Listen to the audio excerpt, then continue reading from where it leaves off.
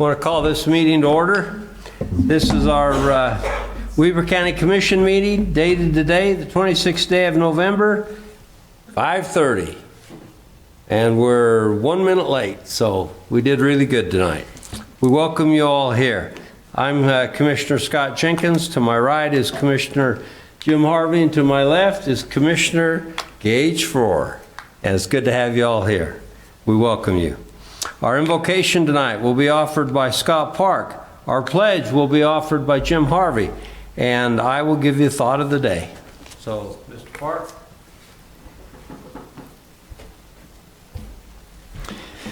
Our dear Heavenly Father, we are very grateful indeed for this opportunity which we have to gather together to discuss the various matters relating to the county and the county government. We are grateful, Father, for this freedom which we have and the ability which we so often take for granted for being able to meet and discuss civic matters. We are mindful of those around the world who do not have this privilege and this opportunity, and we pray for them, Father. We pray that Thy Spirit will be with us, that we may be honest and discuss those things which would be of importance, and that we may do so in a way that would please Thee. And we pray for this in the name of Jesus Christ. Amen. Amen. Audience, if you'd please rise and repeat the pledge after me.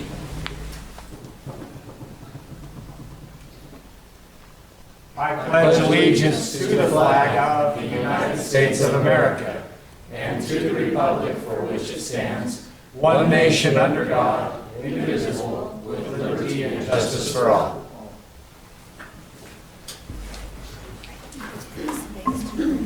Thank you very much. So my thought of the day has to do with a visit that Mrs. Freegang and me made yesterday afternoon to Youth Futures. I'm amazed. You go down there and see this nonprofit that are out there trying to, they are an overnight care facility for youth that are homeless. And they're the only one north of Salt Lake. So there isn't one in Davis County, there isn't one in Box Elder County, only in Weber County. So we end up getting kids, well, not only from north of Salt Lake. She told us that once in a while, if they don't have room in Salt Lake or in Utah County, that they'll call us and she'll go down and pick them up. So they're full today. Now, I don't know if we didn't go over her history, but she told us how many hours and nights of occupancy they give out there for these youth. And it was a clean, well-run operation. They're getting ready to do a remodel on their bathrooms. They've got all those people in there and only have 2 bathrooms. Yeah, so right now they're up to their eyeballs. And I told them that I'd donate the tubs, toilets, showers, and lavs for the addition. So I got to talk to my brothers about that now. Mark and Glenn, it's coming your way. So anyway, Merry Christmas. Yeah, Merry Christmas. But you know, it's the time of the year that you do that kind of stuff. But it's impressive to me that as a county, Weber County, and as a city, Ogden City, that we have that strong of a nonprofit group in this city. You know, in our local homeless coordinating council, we have 42 members of that, and we have 73 in the county nonprofits that are associated with that. Yes. Approximately 73 in the county that are associated with our local homeless coordinating council and all the things we do in the county. So we just organized our Center of Excellence, and we're getting that off the ground, and I'm telling you, the county is moving ahead on dealing with homelessness, our intergenerational poverty, and all the other issues that are being handled right now, primarily by Ogden City and the people in it. But I just want you to know we're well on our way, and I'm really proud of what's happening in our county. And we're not, I don't want anybody to think that it's the county that's doing Youth Futures. This is done by an independent group who are nonprofit folks, and we're just trying to help support them. That's why I mentioned tonight. We are trying to help support them. Their address is 2760 Adams Avenue, and they are accepting all the donations you can give them, cash or otherwise. and they're doing a marvelous job. So there you go. That's my 2 bits for today. Yep. Well, it's good to have you all here. The very first thing we go to is public comment, and so at the beginning of this meeting, we open this up for your public comment. If you'll give us your name and your address where you live and hold your comments to 3 or so minutes, we'd appreciate it. Time's now yours if anybody'd like to get up and comment tonight.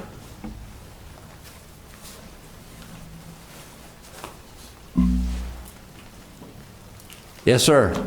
Hi, my name is Dave Shoup. My address is 3112 East, 4100 North in Liberty, Utah.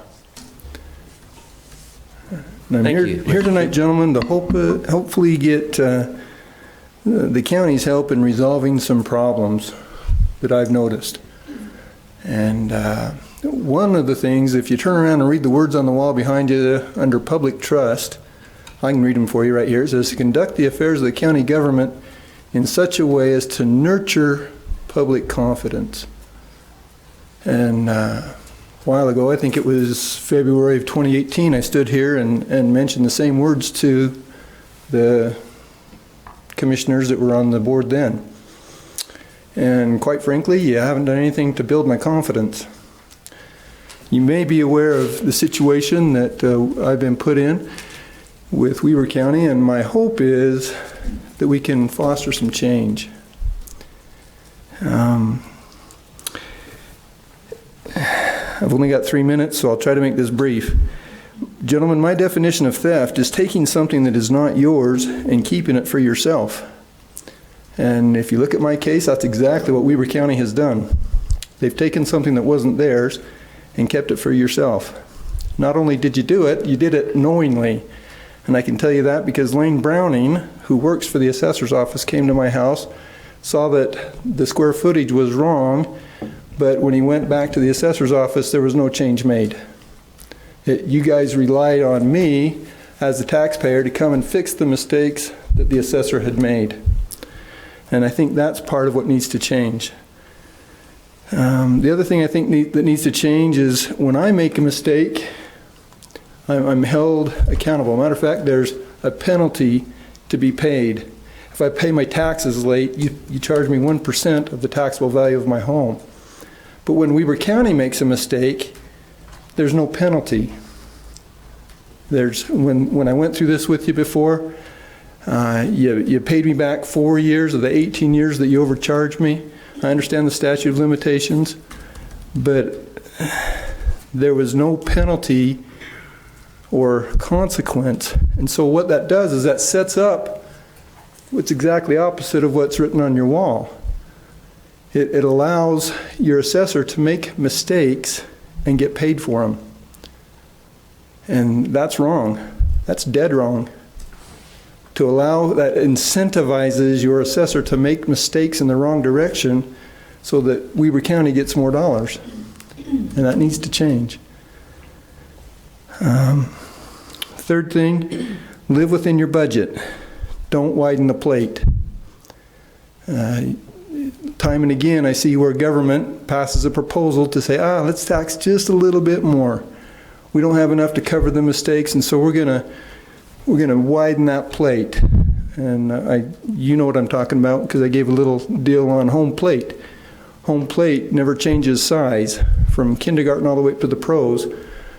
And so what gives my county government the ability to widen that plate, to make it so that, hey, we didn't make our budget, so we'll increase our budget. We'll make it bigger instead of tightening your belt and living within the budget that your constituents, me, folks like me, expect you to do. So those are the changes I would make. Make sure that we don't incentivize the county assessor to make mistakes. Take responsibility for your actions. And bottom line, quit making the taxpayer atone for your mistakes. Those are my comments. Thank you, Mr. Shoup. We appreciate that. The 4 years we paid you back included interest, didn't it? Only after I fought for it. Yeah, my recollection was we offered it. Thank you. We appreciate that. Very good. Next item on the agenda is F, and that is a presentation by Northern Utah Economic Development Update, Mr. Chris Roybal. We welcome you here, Chris. Thank you. You bet. Good to be with you. Thanks for letting me give you a brief update. And if I go over my time, just hit the eject button and I'll be out of here. We've been at this about 5 months. I think we're ahead of schedule. I really do. I think we're off to a really good start. But let me just kind of outline a couple things that we've been doing, and happy to take a couple questions. The official name and logo and all of that will be finished about mid-December. That's a little bit slower than what I'd like, but because our website's not quite ready, we don't have a place to put it quite yet anyway. So the website's coming along. Our web developers are doing a good job. It just takes a long time. The two main components of that website that I want to draw your attention to is the real estate. One, the real estate database. It's going to be first rate, A+. We've hired a real estate intern. We're going to outline all of the properties that are not listed with CoStar and the other real estate brokerage firms, so that any piece of land, roughly 5 acres and up, is going to be showcased on that website. So a lot of this is just about exposure for Northern Utah. So that'll be done, and we need to showcase our labor pool a little bit better up here. We've got 600,000 people that live in the region. We've got 250,000 to 300,000 people that are working either in or out of here. Now, I just spent, 45 minutes driving up here from Farmington, so we need to keep some of those people here that are exiting and coming back up here, and so that's a lot of what we're doing. But that should all come together toward the end of December.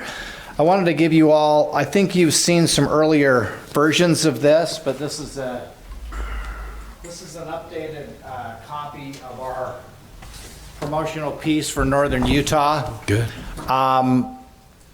Get your red pen out. We don't print but 20, 30 of these at a shot, or whenever we need them for a trade show or for an event. But I will tell you that on December 9th, this document's going to go to 800 national site selectors to kind of showcase Northern Utah. So if you've got some suggestions, things you want changed, let us know. We can update it and make it better. We want these site selectors to know who we are up here in Northern Utah, and then quarterly, we will be sending them new things about Northern Utah, who the companies are that are expanding up here, what's going on. And so this is about exposure and letting them know, who we are. I wanted to mention, too, we just finished a Northern California marketing trip. We had both representatives from Weber and Davis, Holland, and Ken Anderson from Davis were there with me. We had 6 really top-notch meetings over a 2-day period. 4 of the 6 site selectors asked for additional data from us as a follow-up. That's a good sign. They weren't bored with us there. They were interested in Northern Utah. They hadn't heard specifically much about it outside of the Salt Lake City marketplace, and so that's what we need to do more of. Quite frankly, we could do that just about every month, and it wouldn't be too much. So in January, we'll be in Southern California doing the same kind of thing. So all good news on that front. I wanted to mention too, in terms of exposure for Northern Utah, I think we've been out. I think we've met with every major brokerage house, every major construction company, all the major banks, law firms, developers. We've had people come up and look at our market that have never been up here. And by the middle of December, we will have had all of the top developers up into our market, and they're interested. We're a little weak on office development up here. Industrial is pretty strong, but we'd like to see more office development, and we've got some good opportunities here in Ogden and in Farmington, and so we're continuing to drive them up here. They wouldn't come if they weren't interested. These guys are busy. They've got other projects, and so we're happy that they're coming, and we just need to keep pushing them up here.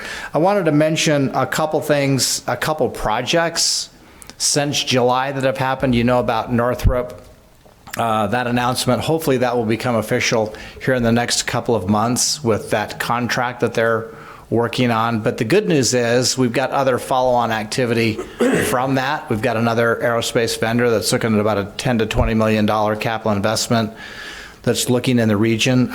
That's good. We have a 50-employee technology company that has basically decided on the Ogden Valley area. They're just honing in on a site. I think a lot of you know about the Armor expansion of about 100 jobs up here over at BDO. That's good news. Mention a couple of others just in the region. The Arbinger Consulting headquarter building, so about a 40,000 square foot building in Farmington, announced a couple of months ago.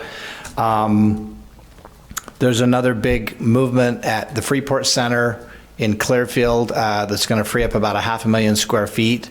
So that's going to be good news for some more industrial opportunities. There's another industrial user that's looking at a $40 million capital investment expansion in the Davis County area too. So we like to think that anything good happening in the region is good for everybody. Something good happens in Ogden, it's good for our friends in Davis County and vice versa. And I think we've got a good teaming arrangement. I just met with the Davis County commissioners. They feel the same way. Their staff feels the same way. Holland Wilbanks has done a great job representing Weber County. You guys need to know that. She's done a great job with the development community, with the real estate brokerage community on these marketing trips, whether it's a trade show or with the site selectors. And so you can know that you're definitely getting your money's worth with the activity that she's been putting toward the effort. A couple of other things. You know about the property out in West Weber County. We're looking at several different options for that development. There's lots of acreage out there. We're looking at an upgrade with an engineering study to go along some of these other things that you've all been involved with in terms of industrial activity out that way. That's a long-term play, but we need to start working on it now. BDO still got some expansion opportunities with industrial, but we want to start seeing that next phase of development for industrial out that way. Another good thing that I think just to note is that all of the municipalities between Davis and Weber are all on board. They love what we're doing. They need the help. Most of them don't have a full-time economic developer. So starting in January, we're going to have quarterly meetings with the local municipalities to sort of train them on economic development, give them updates as to what's happening with our activity, and they're excited. They want to come. So a lot of times it's the city manager, city planner, or somebody in between because they don't have a full-time economic developer, but we're sort of adding a little bit of muscle to their local groups, and they're excited about it. So anyway, I will stop there, and I think answer any questions that you might have. But I think we're off to a pretty good start. We just need to keep the momentum. We need to keep the level of communication out there and the exposure out there for what's happening up here, for job creation, and hopefully we'll see a lot more success, in the coming months. It's going to take some time, but I think we're off to a good start. Great. That's a wonderful report. Commissioners, any questions? Not really a question, just a comment. Chris, I think you're doing an excellent job. Obviously, there's a lot of moving parts with what you do with economic development, from the brokerage firms to the site selectors, right. Working with the counties. It's basically a matter of letting everybody know, including the broker, site selectors, all these companies, that we have the best location between Davis and Weber in the state. And I think you're making a good effort to do that. If you take a look at Weber County, we've got obviously the Northrop Grumman, we've got MIDA to the south. We have potential mega sites to the west, and a lot of opportunities here within the city for office development. So I'm a little prejudiced, but I think we are the place to be for the future. And with your efforts, I'm confident we'll get there. So thank again, you. No, thank you for what you do. Thank you. No, totally agree. Totally agree. Thank you, Commissioner. I agree with this too. I think, Chris, your point on we're ahead of schedule, I agree we are. I think if you would have said 6 months ago that this is where you hope to be today, we'd laughed. We'd said there's no way. But I think that's exactly what's happened. And I do believe the commercial markets in Salt Lake are noticing this now. They're watching us and looking what's happening north. And I'm excited. I am excited what's happening. That's good stuff. So we thank you for that report. Thank you very much. Thank you. Commissioner? Commissioner? You know, I appreciate what you've done in leading this team. Having been around Weber County government now directly for more than 25 years, it appears that we've had more people looking at us in the last 6 months than we've had in the last 6 years. And that's encouraging. There's an excitement about Weber County, and we've earned it. A lot of wonderful people here, and a great place to bring employees who want to live here as well as work. And so we're really fortunate here. Thanks for doing the work you've done, Chris. Well, thank you. And I'll just say a lot of our success is due to your leadership. I mean, if we didn't have your support and the Davis County Commission team's support, I mean, this is a team effort. This is a team sport. We can't do this as one individual, one city, one county. And your leadership has really made a really big difference. So thank you. And we'll continue to give you all reports whenever you need them. Thank you very much, Chris. Thanks. You know, I should mention in this that former Commissioner Ebert's here, and this was part of his vision that we're just trying to carry on. Thank you. Very good. Next item is the consent items, and we've got a ton of them tonight.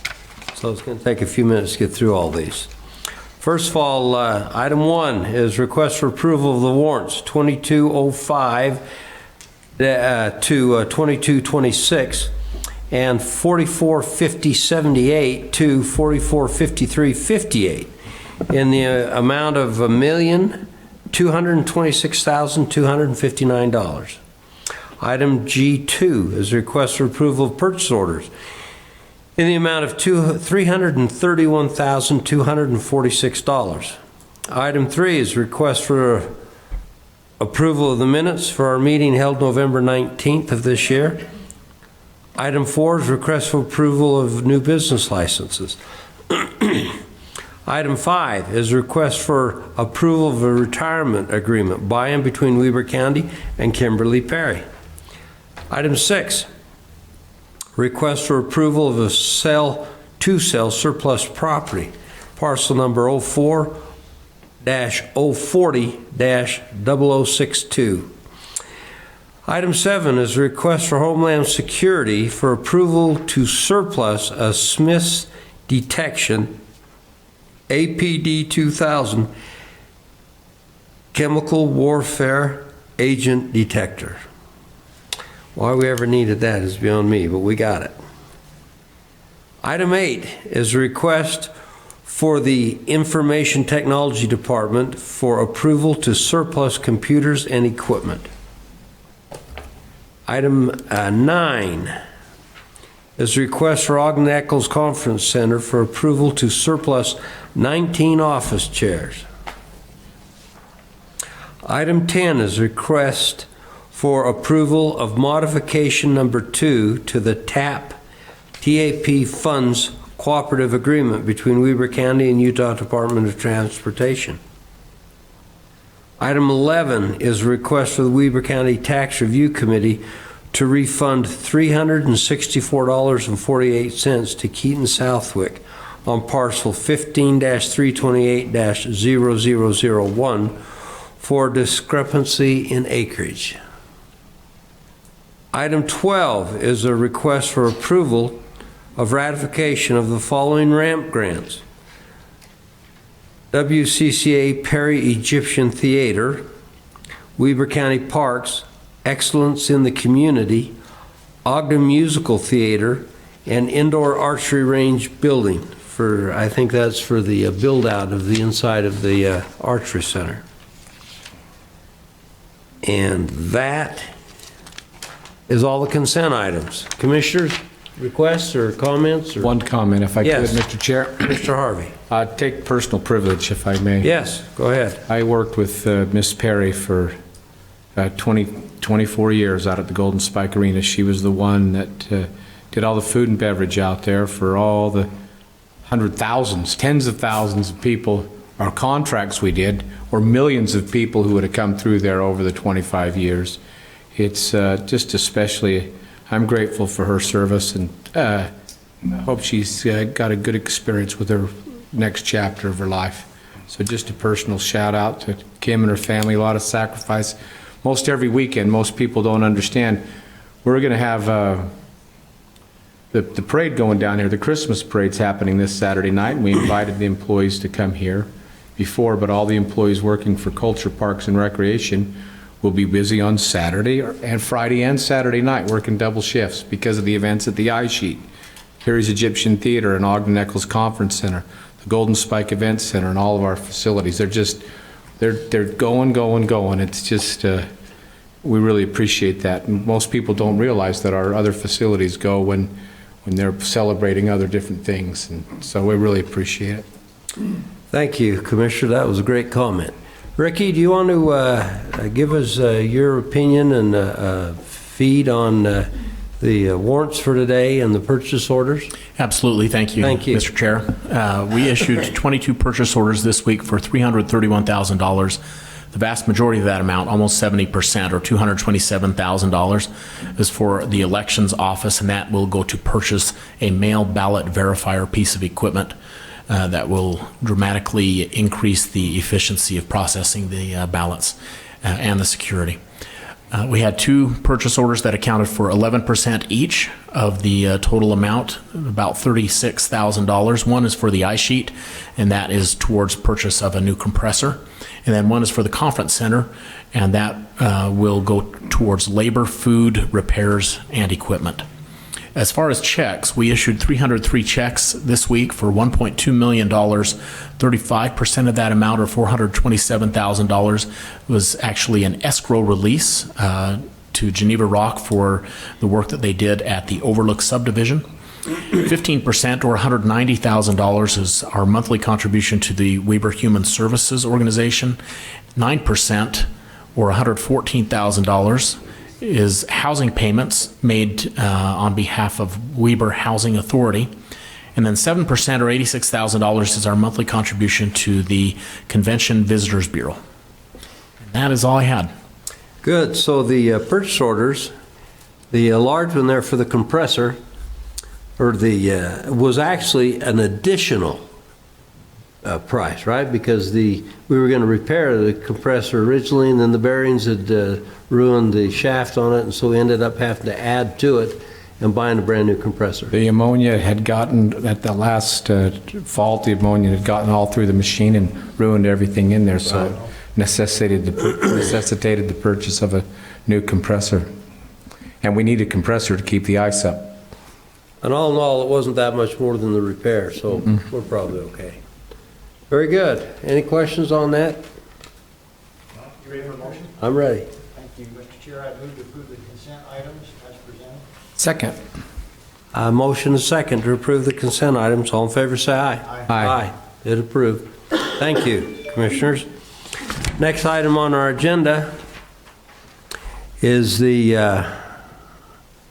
I need a motion to enter into a public hearing. There's a public hearing that we're holding tonight on our budget. I'll make a motion that we move to a public hearing to present the budget. Second. Very good. I have a motion and a second to adjourn our public meeting and go into a public hearing. All in favor, say aye. Aye. Aye. Very good. With that, Mr. Scott Park, you're first up on that agenda to make your presentation. Thank you, Commissioners. Let me just pull up the presentation really quick.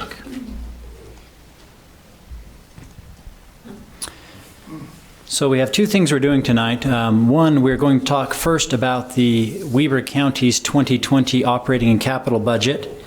And as part of that, we have an adjustment that we're proposing to the Municipal Services Fund, which we'll get to after we talk about the main funds.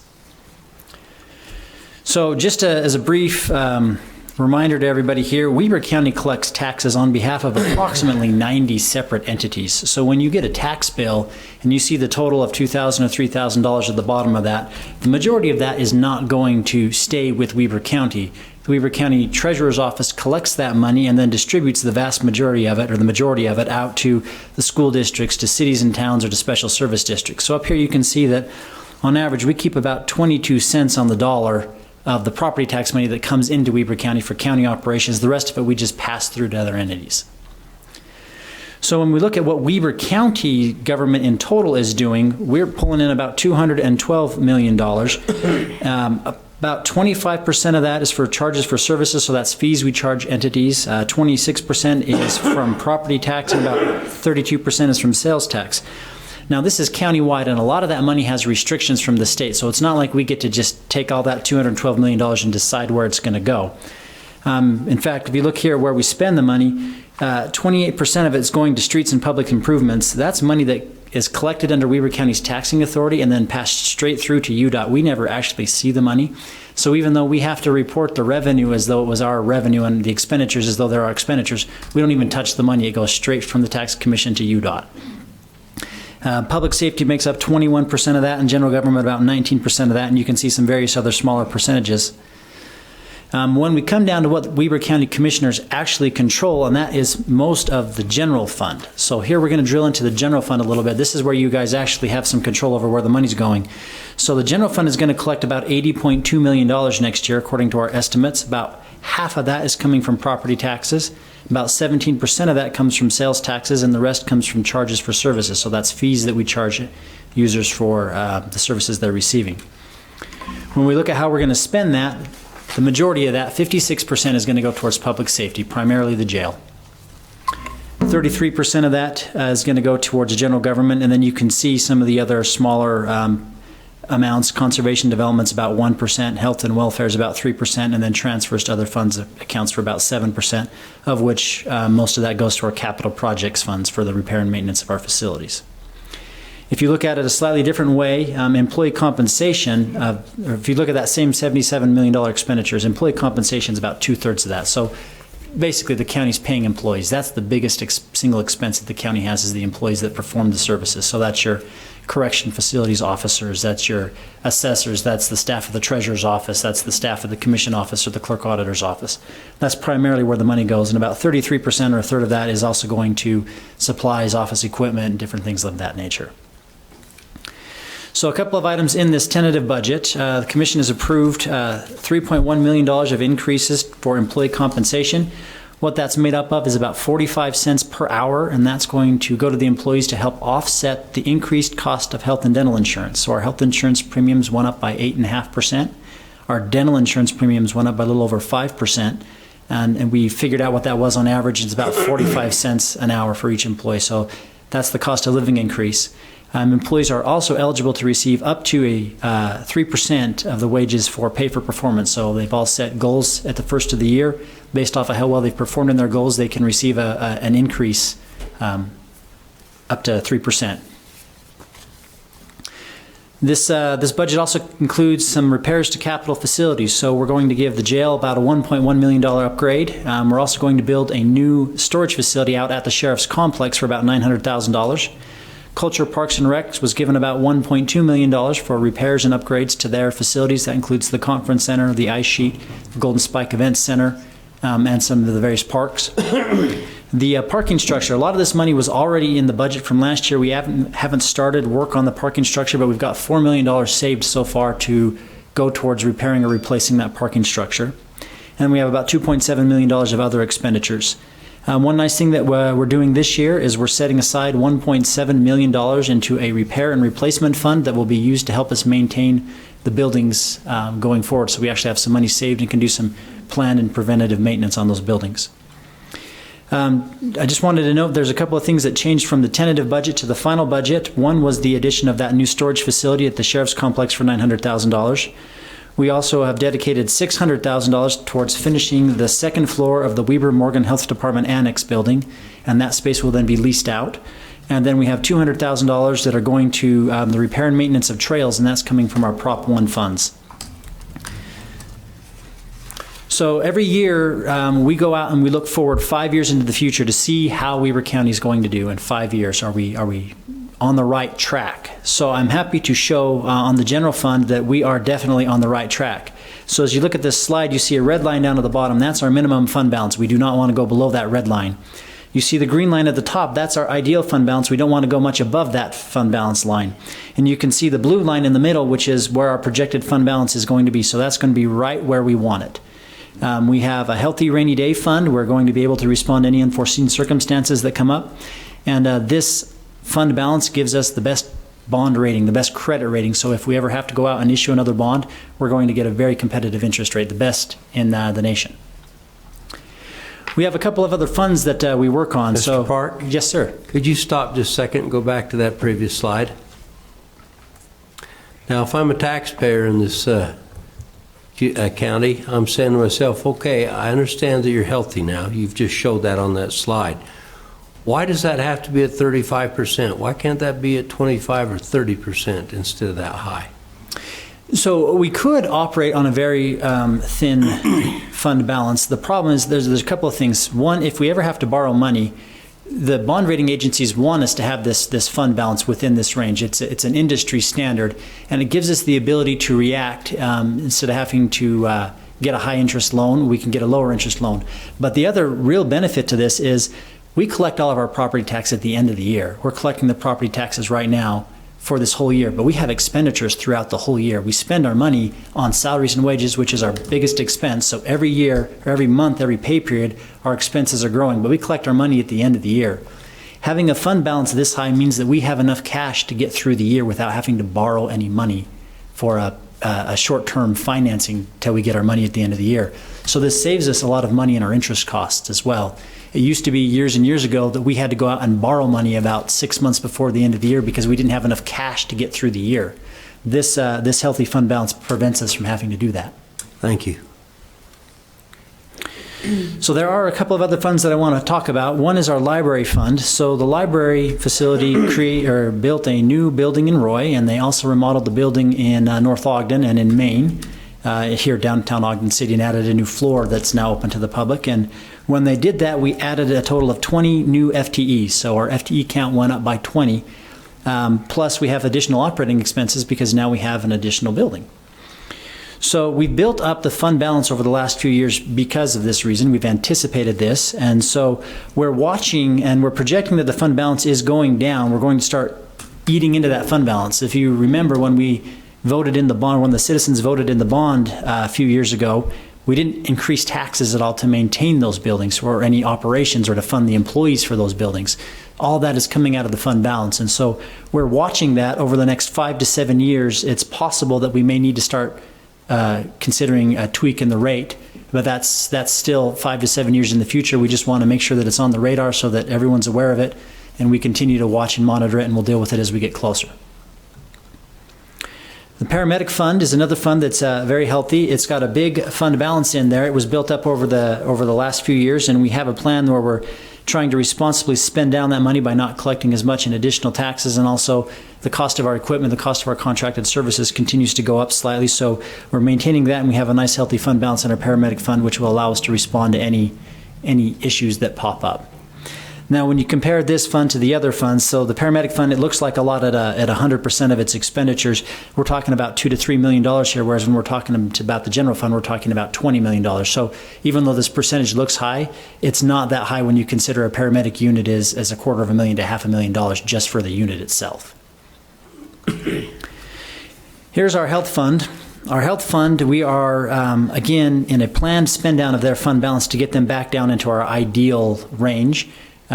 We watch that every year. We're making sure that their revenues and their expenditures balance, and we don't see any need for a tax increase for the next 5 years for the health department. Now, the Municipal Services Fund, that's the fund that we've had a lot of conversations on over the last few months. And this slide is slightly different from the one that was on the presentation. I added one more line to it so you could see. So the red line is our minimum fund balance line. That's our desired fund balance according to the county policy and our industry standards. The blue line and the yellow line represent where those 2 points meet right in 2018. That's where we were. So we were below our minimum fund balance to begin the year. Now, if we don't do anything, if we don't do any tax increase, if we just leave everything exactly as it is, we're going to follow that yellow line, which means the fund is going to run out of money by the end of 2020 or maybe January of 2021. So it would basically be bankrupt. At that point, the state law kicks in, and it basically starts telling us how we're going to operate that fund. So the reason why we've been running out of money in that fund is when we first set it up in 2013, it was never really set up to be financially stable, fiscally solvent in the long run. And it was just kind of balanced from year to year, and we never really were able to address some of the underlying issues that were causing this imbalance. But so what we're planning to do now is make an adjustment to the tax rate in the Municipal Services Fund. So the plan is the county would lower its general operations tax rate. That's the tax rate that goes to everybody in the county by $500,000. So that's about a little over 1%, 1.2%. So everybody in the entire county, everybody, including the Upper Valley, Lower Valley, unincorporated areas, is going to see a tax decrease. The Upper Valley, or excuse me, the unincorporated residents will then see a tax increase by about $358,000, $360,000. So we're shifting the tax rate from the general fund to the unincorporated areas. In fact, most people will see a decrease in that, and the county is going to get less money overall with this tax shift than it would have otherwise if we had just left the tax rates alone. The reason why we're doing this is because in our review of the finances, we determined that the general county was actually subsidizing the unincorporated areas. So here's a map of the unincorporated areas. So these areas in yellow, I don't know if you can see the little cursor up here, this area up in yellow, the Upper Valley, and then also out here in western Weber County, those are areas that do not belong to any particular city. Weber County government operates those areas in a municipal services fund and provides the services that cities would normally provide to their residents. That includes services such as police protection and animal services, road maintenance, stormwater management, planning, zoning, engineering services, code enforcement, building permits, building inspections, building licenses, and the sort. Now, state law requires that those people in a municipal area or an unincorporated area have to pay for the entire cost of their services. It's not fair for the county to subsidize those areas, and it's also not fair for those areas to subsidize the county. Everybody has to pay for the services that they're receiving. So when we looked at this more closely, I just want to point out a couple of the areas that the state statute requires that the Municipal Services Fund pays. And they require them to pay for their operation and maintenance of their cost of equipment, the cost for renting facilities, and the administrative costs, such as the legal costs, the attorney costs, the accounting costs, the human resources costs. What we found, excuse me, I went one too far. What we found when we looked at the Municipal Services Fund is that they were paying their direct expenditures, but they were not paying any of their indirect expenditures. So we had a lawyer that would spend approximately 2/3 of his time on issues in the Upper and Lower Valley, but none of his time was being charged to the Municipal Services Fund.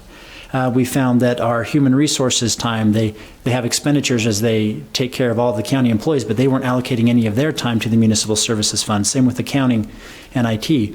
So what we're doing is we are correcting that, and we're going to allocate to the Municipal Services Fund their fair share of those costs.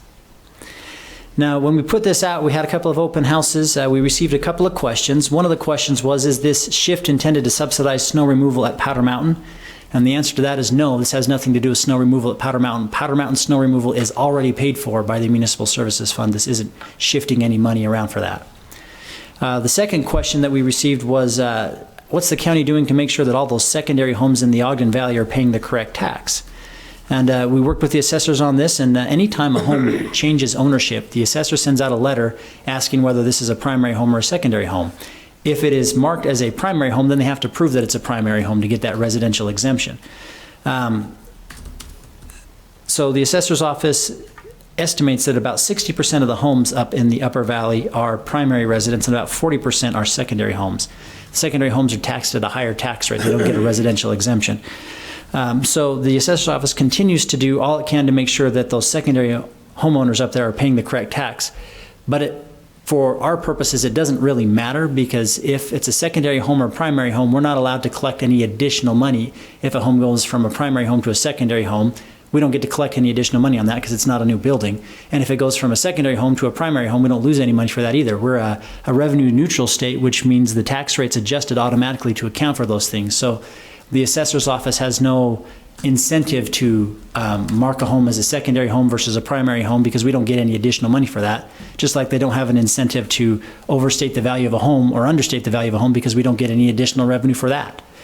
But those homes that are not primary, that are secondary homes that pay a higher rate, they do help lower our percentage. That is true. So it does shift the amount of taxes. So indirectly, it does help us a little. Well, it helps the residents up there because, Right. yeah. I meant that. When I Yeah. said us, I meant those residents Yes, living in this it county. does help the residents because we want to make sure that each resident pays their fair share, but the county doesn't get any additional money for that. It's just the allocation between the citizens.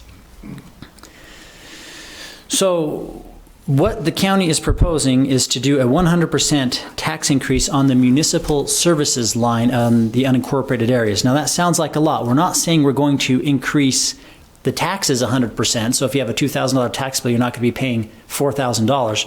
What we're talking about is if you go to the grocery store and you're buying eggs and bread and milk and you go up and you go to pay for your groceries, we're not doubling the price of your grocery bill. We're saying the price of eggs is going up.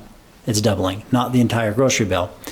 So what does that mean? It means every resident in Weber County is going to see a tax decrease on their general county fund line. 6% of the residents, or those who live in the unincorporated areas of Weber County, are going to see an increase on their municipal services line or their unincorporated services fund line. And what that increase would be, the average value of a home in the unincorporated area is about $403,000. So that means the tax rate would jump from $29.26 to $58.52 a year. So I just wanted to show what that looks like in comparison to all the other taxes in the county. There are two cities in the county that do not have a tax rate, Marriott Slaterville and West Haven City. They have no property tax because they have huge commercial developments and they're able to survive on their sales tax revenue. But of every other city in the county that has a tax rate, the Municipal Services Fund currently is the lowest by far. In fact, even after doubling that rate, we will still be the lowest by far. The next closest one is Plain City. So when you compare those taxes, you see that, yes, a 100% tax increase sounds bad, and $20 is, I mean, we're not trying to minimize it. It is a tax increase to those areas as we try to get them to pay more their share of what those costs are. But we're not raising their taxes 100%. So I want to just go back to that 5-year slide. So now you see this line in blue and the line in yellow. The line in yellow is if we don't do anything. The line in blue is if we do this 100% tax increase, and you see that it still doesn't get us above that red line. It just kind of drags out that decrease. It slows down the decrease of that line. It flattens out that line a little bit, but it still doesn't solve the problem. So one of the questions that we're asked is, why aren't we just fixing it right now? Why are we only doing one step? And the answer to that is because we don't know what's happening with western Weber County right now. We have a potential annexation from Plain City to a large portion of that area, and then we also have a competing petition to form a city out there. And we didn't feel it would be appropriate to raise the taxes high and then have a good portion of that go away and then have a good portion of the services that we provide go away and then readjust the tax rate. So what we're doing is raising the tax rate just enough to get us through until we figure out what's going to go on down there. And once we know whether Plain City is going to annex or whether the city is going to form, we'll be able to reevaluate the costs and make any adjustments we need to at that time. Well, it might also be mentioned that West Haven has just sent out a letter to the residents in their Pioneer boundary area of that their annex, or their declaration has shown them in, and they're asking if they would like to annex to them as well. So nobody really knows what's going to happen out there right now. And that's why I think this course of action is the best. It ensures that the fund is going to have enough money to get us through the next couple of years, but we don't have to raise the taxes higher than we need to. We can watch and see what's actually going to happen. We're going to give us a little bit of time to right-size the services that we provide. If we no longer have to plow half the roads in the valley, maybe we can look at the number of dump trucks that we have and gives us some time to react to that so we don't have to raise the taxes higher than we need. Very good. I might also mention on this that people say, well, why don't you raise it more? Well, there's a reality here, and that is that nobody would vote to raise taxes more than 100% one year. We just refused to do it. We felt like it was crazy. And so until we could figure out what was going to happen, we just didn't have the votes. That's that plain and simple. Commissioners, any of you want to comment on that? Until we know, because of You know, we had a new master plan study funded for the beginning of this year to take place. And with the petition, which we respect, from the people of Western Weber County, it just wasn't a good thing to proceed and jump in the way of that. So we let that happen with the Lieutenant Governor's office. Because of that, we don't know what's going to happen out there, and it wouldn't be responsible for us to set something that doesn't have a definite moving forward. So we're waiting to see how that pans out between that and the annexation, the possible annexation of Plain City and now West Haven. So there are a couple things in the air, like just was stated, that we need to see what's happening. This gets us, this solves our problem, our emergency problem right now. This is a good thing for 94%, and it helps the other 6%, which includes me, pay my share. Thank you. And Commissioner Ford. And Commissioner Ford. Gase, you want to say something? Well, I think Scott hit it on the head. I think this is good tax policy based upon our situation right now, not knowing what's going to happen out west. There's no reason to increase a tax shift on in an area that we may not know what's going to happen for another 12 months. At the same time, this is not saying that we may not have a shift in the future if for some reason the cities out there do not come about. Then this is obviously, if you can see by that chart, this will be something that will have to be addressed in the future. So it's no guarantee that this goes away, but the proper tax policy at this point in time is to wait and then see what happens with Western Weber County. So Scott, I didn't cut you off. You were done, weren't you? Yeah, we're basically done with that unless you have any specific questions on the budget. I do. I have a specific question I'm sure everybody in the audience is thinking right now. And that is, you just showed us the general fund, and it's healthy and it's about right where we want it. Why don't you take money out of the general fund and fund that municipal services? That's a good question. The reason why we don't do that is because it actually violates state statute to do that. So I'll go back up to this slide. It's not fair, if you consider what is fair, it's not fair to have Ogden City residents pay for their Ogden City services and then also help pay for the unincorporated area residents to have those same city services. They're basically being double taxed if we were to allow that. In fact, the state statute prohibits that and says it's unlawful for the county to use general fund dollars to subsidize the services to the unincorporated residents of a county. The unincorporated residents have to pay their own way. The cities have to pay their own way. The cities can't get help from the unincorporated areas. The unincorporated areas can't get help from the cities. Everybody has to pay for the services that they're receiving. Thank you, sir. So you know, it's interesting. The people in the proposed new city just had a study done on what it would cost to operate that city. And when we look at our projected shortages in the county and where the municipal services fund needs to be healthy, it was about very little difference from the what the study said out there where that city needed to be. They were so close, you'd have swore that they come out of the same office. They were so close. And so we've had very few people ask us why we're doing this. They understand. Now, I'm sure most don't agree with it, and nobody's happy about it. I'm not representing of that, but I am representing very few people have questioned it because they understand the demographics here and what's taking place. I would add that study that Zions Bank performed on the feasibility of that city recommended a 270% tax increase in order to make that city financially feasible. And we're doing a 100% shift. So, I mean, we're still not near as what they would be. If they incorporate into a city, they're going to have to raise their own taxes. So it gives you an idea that, you know, the municipal services fund isn't out of whack. In fact, when you look at our tax rate compared to everybody else's tax rate, we're the lowest. Even after doubling it, we're still the lowest. So it's not like we're misusing the funds. We have received questions. Well, can't you save your way out of this? We have 2 positions that we've frozen that we haven't hired. We had a turnover in our engineering and our building inspection. We've frozen. We haven't rehired 2 positions, but this accounts for those 2 positions. The problem is that they just have been subsidized for so long, it's time for them to pay their fair share.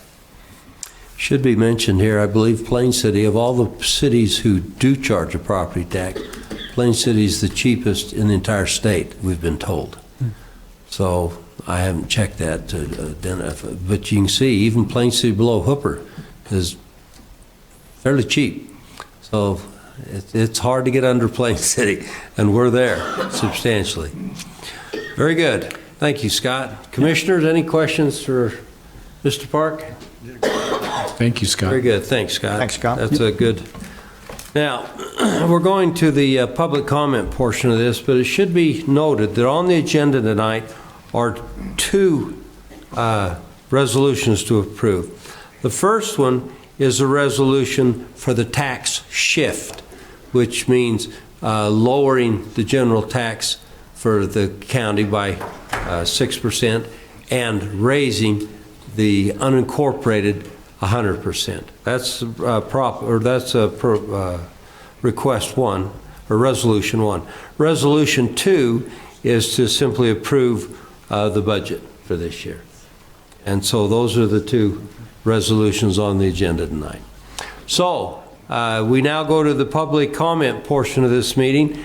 We don't have a huge crowd here tonight. We generally ask that you hold your comments to 3 minutes, but frankly, if you run over a little, there's not enough people here that it's going to cause us too much grief.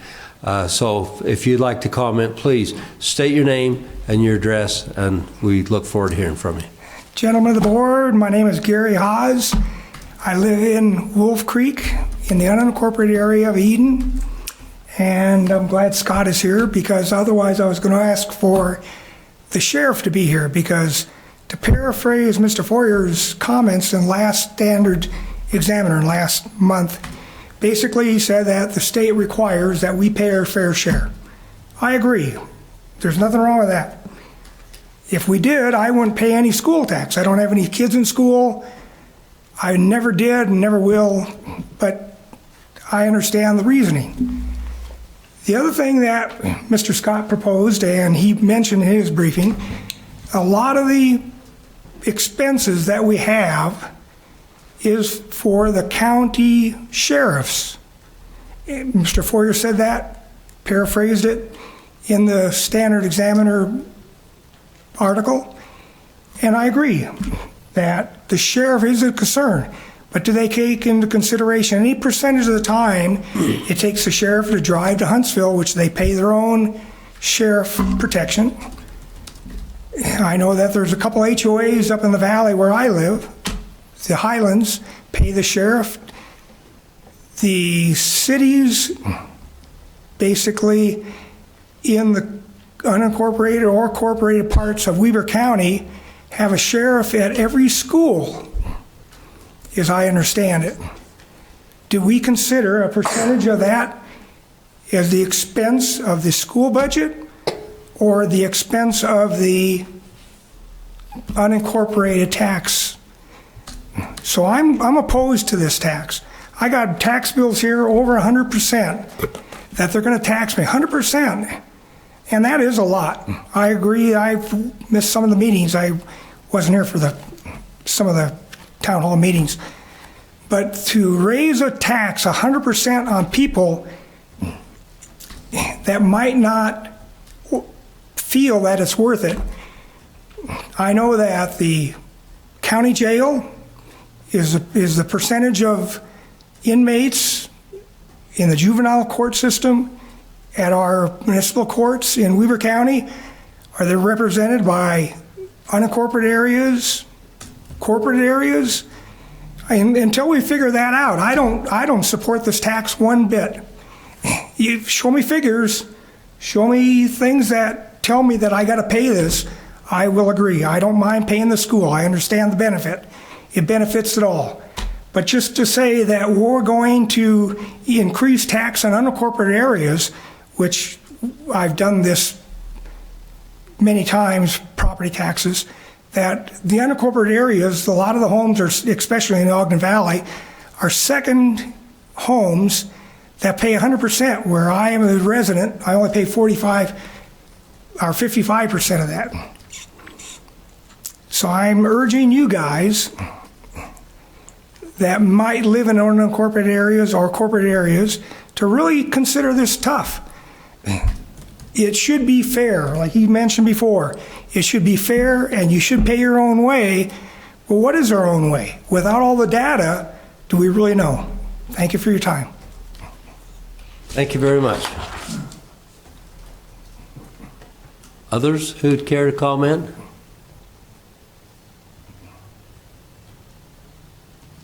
Now's the time. Thank you. We're almost encouraging you to come up. We want to hear from you. I don't know, you guys don't like to hear from me when I show up to meetings. Name and address. Eric South, I live out in Warren, 522 North, 5500 West. So just a basic question for Mr. Park. The presentation that you put up today, will that be available for the public on the county's website? Yeah, we can make it available for everyone. Okay. You know, along with all the budgetary numbers, I would request that information be made available. Not in favor of a tax increase. I mean, this is the second one that you guys have, announced. I came to the other one a couple of years ago, and you were standing room only. Tax increase on 911 services again. After went to that meeting as well. So. The county needs to live within its means, and also, there's the need to shift. I'm not opposed to people paying their fair share, but by the same token, I live out in unincorporated Weber County. I don't see a whole lot of county services out there. Just general comment. That's all. Thank you. Thank you. We appreciate that. Others? Please.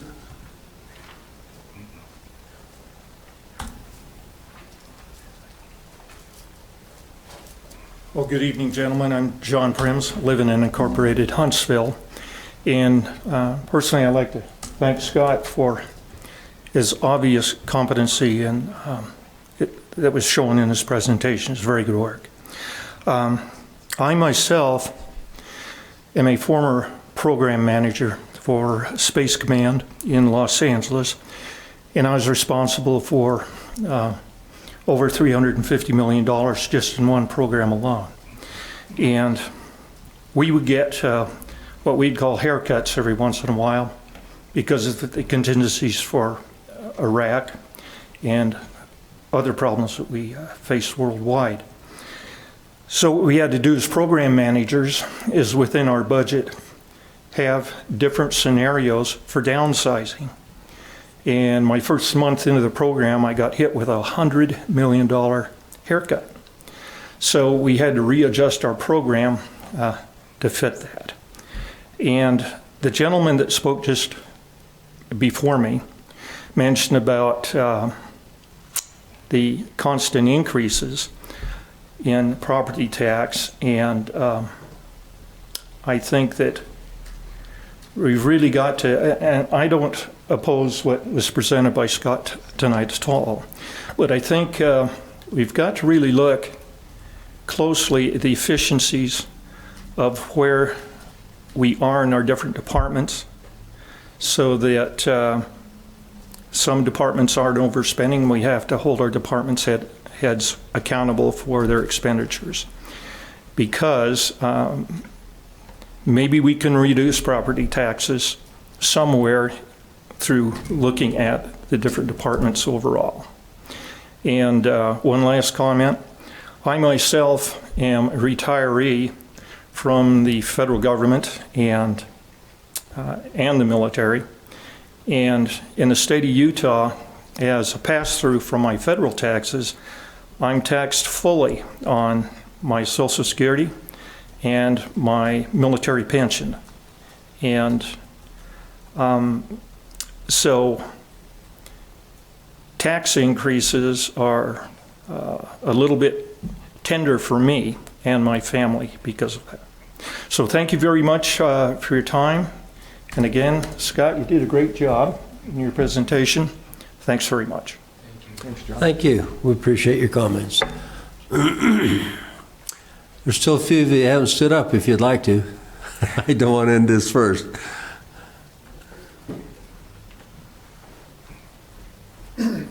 My name is Jim Bond. I live out in Warren. I appreciate the work you guys did out there on the flood and the infrastructure that followed due to federal money, but I'm probably here for all the wrong reasons. I'm here because also the tax increase on the houses out there, the property adjustment.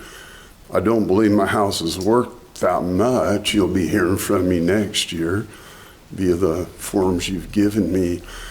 But every little bit hurts. I'm a federal retiree as well. I am a disabled veteran. I do get a break on my taxes, and I do appreciate that. More of a question now for the commission. Do you have a timeline for resolution on this unincorporated Western Weber County city issue? Mr. Bond, I can answer that. We just got notice that paperwork has been filed and received by the Lieutenant Governor's office for the follow-up on the study. So that has been filed and will be voted on June 30th, I think. June 30th or 31st, whatever. Anyway, at the end of June, that will be on the ballot. I understood that to be true, that June 30th, that we would vote or have an opportunity to vote, become the city. I heard a number that scared me here tonight in the meeting, a 270% increase for that city. Out there in the rural meetings, we're hearing a 5%, give or take, not 270%. So I'm not sure where that came from. That's a little scary. Plus, the annexation part of Plain City, looking at the north side of the river, could affect some of that. I don't know. Like I say, I might be here for all the wrong reasons, but this gives me an opportunity to talk about an increase. And it sounds like some of us in Lower Weber are paying for services rendered in Upper Weber.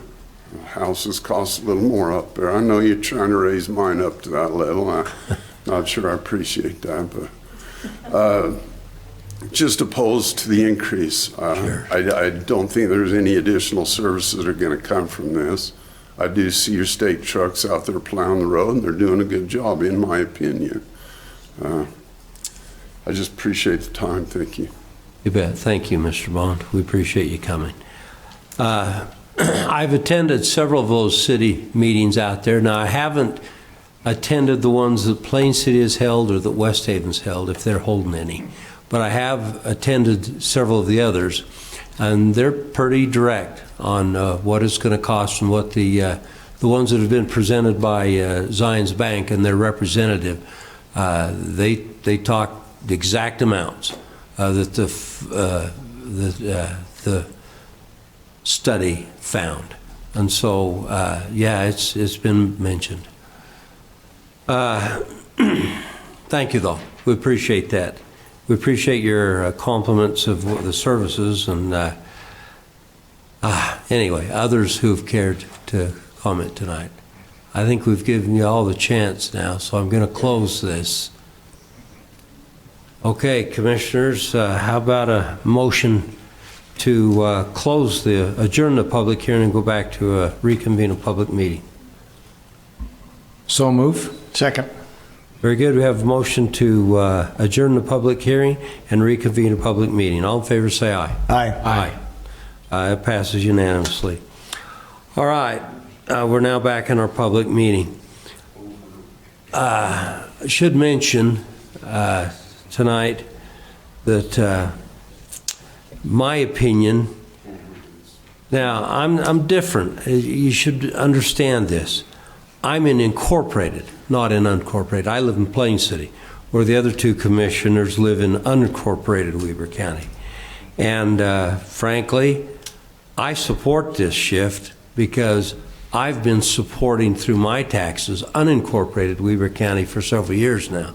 And it's not fair. This should have been done way before now, and we wouldn't be having a 100% tax increase now, and probably another 100 plus in a year or two. This should have been done before, and it hasn't been. And I don't want to throw anybody under the bus here. I wasn't here looking at what the other commissions had to do and what the history was behind it. So they did what they did, and this has only been in, a law was enacted in 2013. So it's only been in effect from that point till now. And so it's been a relatively short period of time, just 6 years. And to Mr. Park's point, we've got our back against the wall. If we don't do something this year, what's going to end up happening is there's consequences in the statute for us not complying. And they kick in automatically. And if we reach that point where we allow the municipal services account to go into the deficit, those things kick in automatically and instantly, just like that. We have to start complying. The state law takes effect, and our power as commissioners taken right away from us. We no longer have power to do anything, and it automatically happens. And we don't want to get to that, because it would almost be draconian at that point. So we're trying to get this done before the state law kicks in and forces us into it. And so that's why I'm going to support this tonight, and I want you to know that's why. Commissioners, do either of you care to comment before we go to an action? Commissioner Farrar? Yeah, let me just make a comment or two. I support this. Obviously, this means a tax increase for myself and my family, along with Commissioner Harvey. I guess 2 or 3 basic principles we need to talk about, at least in my mind. I dealt with state budgets pretty intensely for 12 years, and I can tell you that we analyzed those states' budgets before we increased or decreased taxes very thoroughly, and I can tell you that we did the same thing as a county body here. Ricky, could you, Ricky, could you go outside? Outside, thank you. Sorry, folks, we couldn't Sorry hear. about that. So I apologize for interrupting. No problem. It needed to happen. So, and when I came into this commission, one of the issues that I was very concerned about was budget, because as I've said on a number of occasions, our highest obligation or duty as county commissioners is to oversee how we spend taxpayer dollars. We have to be prudent in that. At the same time, we have to make good decisions on spending those dollars and what we do for the future. Now, I'm agree with Commissioner Jenkins.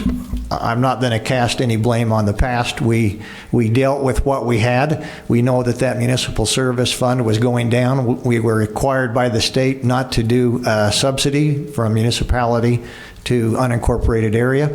And I firmly believe that user fees, that when a person uses services, whatever they are, should pay for them. And that's really what we're saying here, is if you're using a service, whether you agree with that or not, you should pay for it. I have trust and faith in in Scott Park and his department that the services that are being provided are equitably being charged. And I think that we can show that.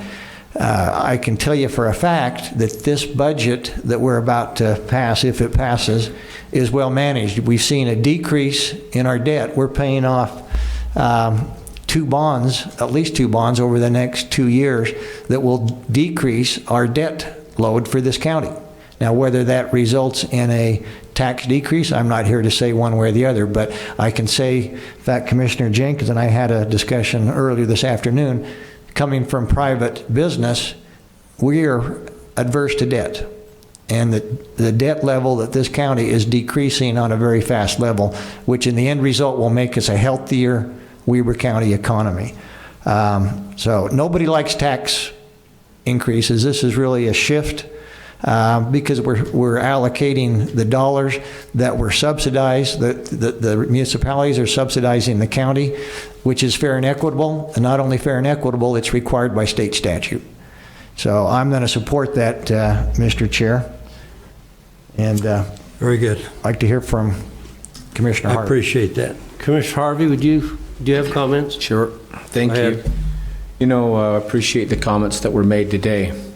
You know, 25 years ago, when we moved from South Ogden City to unincorporated Weber County, I really liked that school tax back then.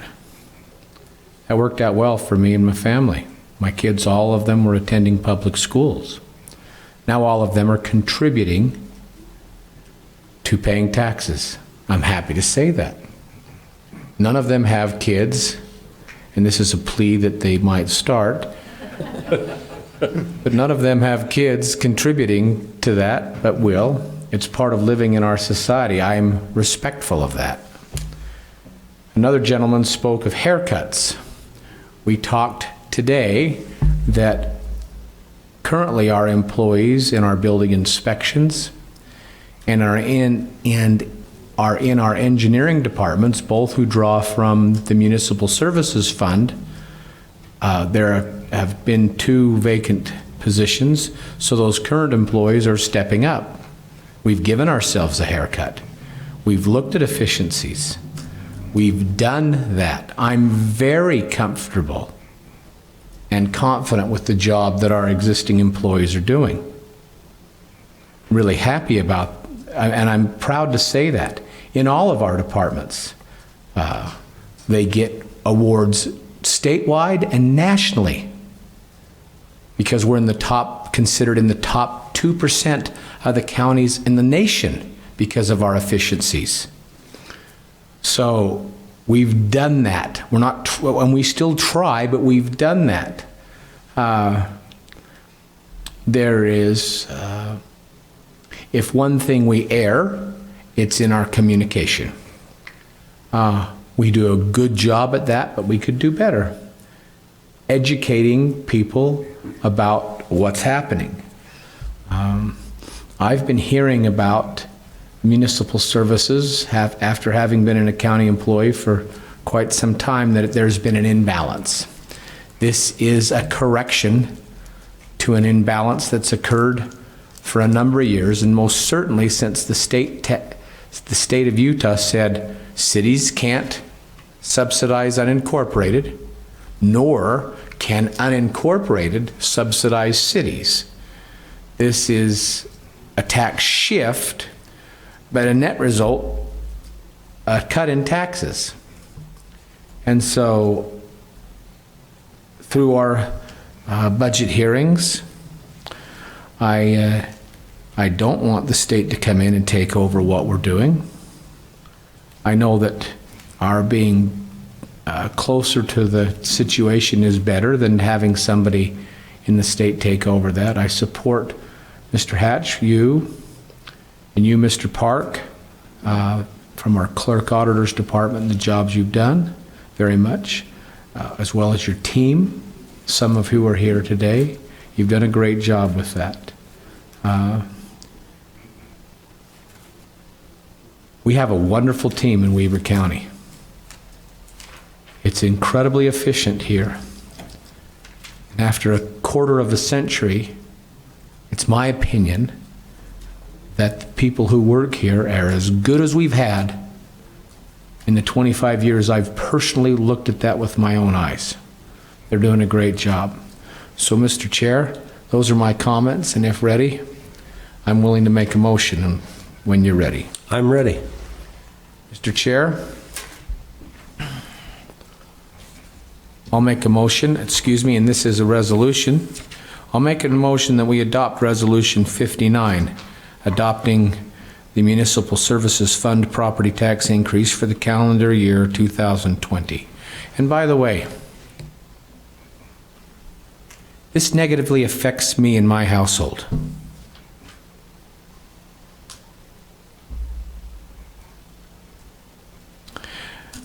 But I'm happy to pay my share. I've been taught that.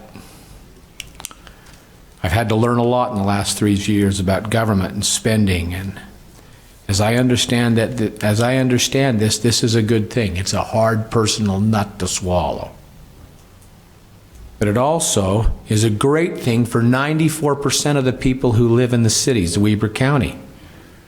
They've been unfairly shouldering a burden that should have been mine for a number of years, and now's the right time to do that. So, Mr. Chair, that's my motion. Very good. I'll second that, Mr. Chair. Good. We have motion and a second. Commissioner Fatima? Harvey, Aye. Commissioner Farrar, Aye. and Chair Jenkins. Aye.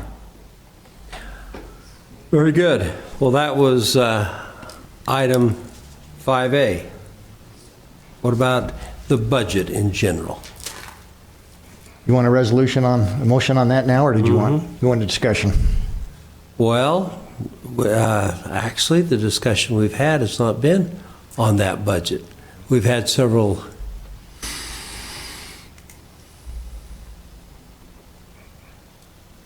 That budget's been out. We've talked about it. We've held meetings on it.